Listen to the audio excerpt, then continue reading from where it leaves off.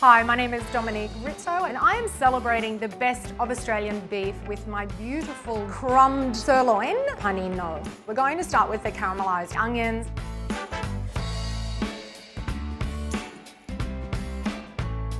Now that we've got our caramelised onions started, we're going to move on to the mushrooms. Take the stalk out. I'm going to pop these into my little food processor. This is the egg wash part of our crumb steak. Okay, so now for our marinade for our mushrooms.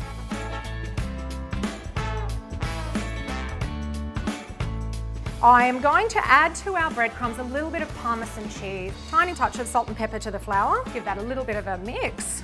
Take our lovely pieces of sirloin, dip them in the flour, egg wash and breadcrumbs.